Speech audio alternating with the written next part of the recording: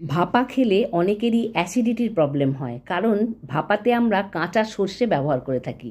আজকে আমি যেভাবে ভাপাটা বানাবো, এইভাবে যদি বানিয়ে খান অ্যাসিডিটি তো হবেই না, আর স্বাদ হবে দুর্দান্ত। পমফ্রেট মাছের গাগুলোকে ছুরি দিয়ে কেটে নিয়েছি, অল্প একটু রসুন বাটা, অল্প একটু আদা বাটা, পরিমাণ মতো নুন, অল্প হলুদ, অল্প ঝাল লঙ্কার গুঁড়ো, অল্প একটু ধনের গুঁড়ো, অল্প একটু জিরের গুঁড়ো নিয়ে মাছের গায়ে মাখিয়ে নেব। তার আগে এক চাকা লেবু মাছের উপরে দিয়ে নিলাম। লেবুটাকে মাখাবো, তারপর সব মশলাগুলোকে মাছের গায়ে মাখিয়ে রেখে 20 থেকে 25 মিনিট মতো ম্যারিনেট করে রেখে দেব।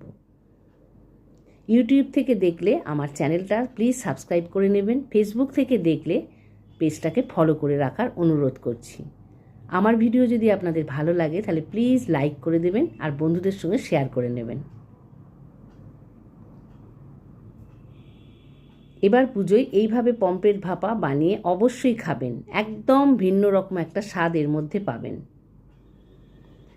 কেটে রাখা গাগুলো কেটে রেখেছি, তার গায়ে ওই জন্য ভালো করে মশলাগুলোকে ঢুকিয়ে নিচ্ছি। হাফ চামচ করে 2 রকম সর্ষে, 1 চামচ পোস্ত, 1 চামচ সাদা তিল আর হাফ চামচ মগজদানা, কয়েকটা কাঁচা লঙ্কা দিয়ে জল দিয়ে মিক্সিতে একটা পেস্ট বানিয়ে নেব। মাছগুলোকে ভেজে নেব, সর্ষের তেল গরম করে নিলাম। মাছগুলো ভাজতে গেলে কিন্তু একটু লেগে লেগে যাবে, তাতে কোনো অসুবিধা হবে না। মাছগুলোকে কিন্তু কড়া করে ভাজার এখানে দরকার নেই। মাছগুলো ভেজে একটা টিফিন বক্সের মধ্যে নিয়ে নেব। তারপর এই যে লেগে থাকা যে তেলটা রয়েছে এর মধ্যেই অল্প একটু কালো জিরে ফোড়ন দিয়ে সর্ষে, পোস্ত, তিল আর মগজদানার মিশ্রণটা, বাটা মিশ্রণটা এখানে দিয়ে দিলাম। ম্যারিনেট করে রাখা মশলা যেটা বেঁচেছিল সেটাও দিয়ে দিলাম, অল্প একটু হলুদ গুঁড়ো দিলাম।